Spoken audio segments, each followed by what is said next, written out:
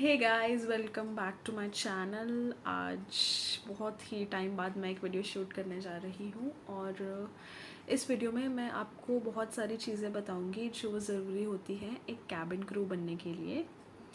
तो video start करते हैं। तो सबसे पहले हम आज बात करेंगे हाइट की। तो बहुत सारे मुझे लोग पूछते हैं कि उनकी हाइट 5'5" है, 5'2" है, तो एक प्रॉपर हाइट क्या है कैबिन क्रू बनने के लिए। What is the minimum height which is required जिससे आप कैबिन क्रू बन सकते हैं। तो 5 feet 2 inches is the minimum height required जिससे आप कैबिन क्रू बन सकते हैं। अगर आपकी हाइट 5'2" से छोटी है तो कैबिन क्रू बनना मुश्किल है, मगर अगर आपकी हाइट 5'2" से 5'3", 4, 5, 6 है, you can easily become a cabin crew.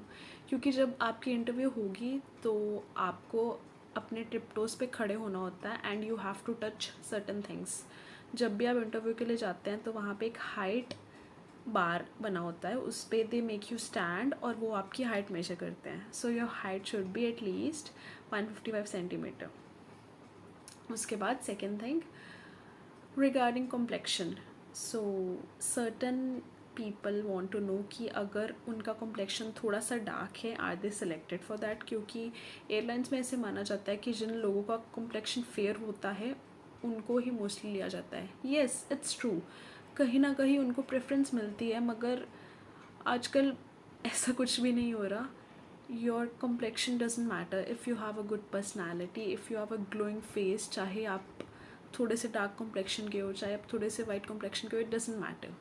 Your smile they will see, जो मैटर करेगी, और बाकी आपकी personality. So no need to worry for your complexion.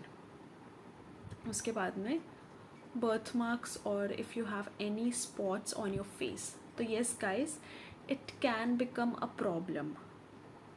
अब कईयों के फोरहेड पे बहुत बड़ा बर्थ मार्क होता है, तो लोग कई बार ऐसा होता है कि बाल कटवा लेते हैं, उसको छुपाने के लिए बैंग्स करवा लेते हैं। But in the medical round वो आपके बैंग्स आपसे बोल सकते हैं कि बैंग्स उठाओ और हमें दिखाओ आपका स्कार कहाँ कहाँ पर है। और बहुत सारी एयरलाइंस ऐसी है कि जब हम उनका फॉर्म भर रहे होते हैं तो वो फॉर्म में डिक्लेयर करवा देते हैं कि अगर आपकी बॉडी पे कोई भी स्कार है तो आप हमें बता दीजिए। कई बार ऐसे होता है कि कुछ छोटे स्कार्स ऐसे फेस पे होते हैं जो बहुत ही माइनर होते हैं और इतना फ़र्क नहीं पड़ता, अगर हम उनको मेकअप से कंसील भी करें तो वो कवर हो जाते हैं। सो दे ईज़िली सेलेक्टिव। बट कुछ आपके फेस पे ऐसे स्कार्स होते हैं जो नहीं कंसील हो पाते और फिर चांसेस मुश्किल है that they will select you as a cabin crew. So अगर आपके किसी के भी फेस पे कोई भी डार्क स्पॉट हो तो ट्राई करें कि कंसील कर लें, और अगर नहीं हो रहा है तो I will tell you a trick. मेरे भी कुछ डार्क स्पॉट्स थे ऑन माई लेग्स, तो मुझे भी थोड़ी प्रॉब्लम आ रही थी and I started using a concealer. It's called Kryolan derma colour. So it's a very good concealer और ये मुझे कुछ पड़ा था 1850 का। और अगर आपके कोई भी बॉडी पर टैटू या फिर कोई भी मार्क वगैरह हो तो ये बहुत अच्छे से कंसील कर देता है। बट स्टिल ट्राई कि आपकी बॉडी पे कोई भी मार्क ना हो। मेरे लेग्स पे था तो इसीलिए थोड़ा सा हो गया था मैनेज। तो अब हम लेग की बात कर लेते हैं और आर्म्स की बात कर लेते हैं। तो फेस का देखो, फेस की मेन वैल्यू होती है, इसीलिए ज़्यादा फोकस फेस पे जाता है कि आपके फेस पे कोई मार्क नहीं होना चाहिए।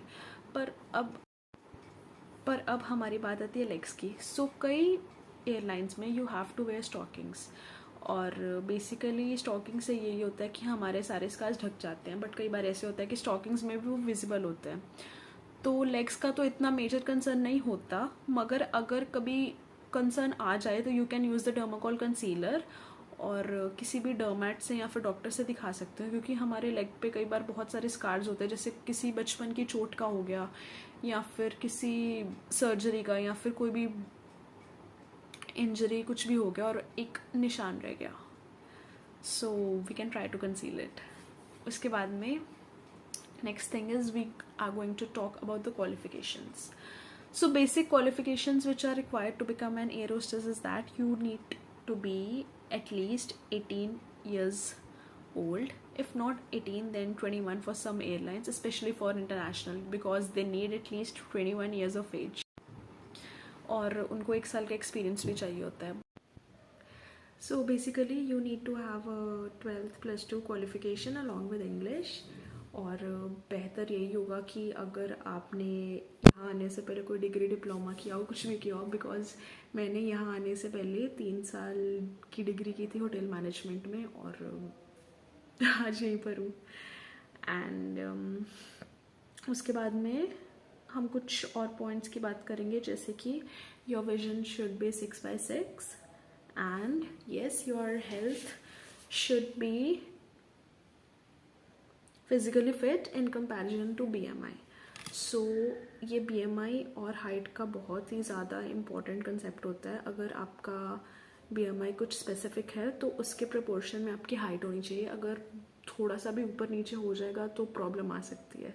सो यही सारी बेसिक चीज़ें हैं जो ज़रूरी होती है कैबिन क्रू बनने के लिए. और सबसे इम्पॉर्टेंट है कि आप में कॉन्फिडेंस होना चाहिए, आप में वो विल पावर होनी चाहिए that yes you can do it, you can become a cabin crew.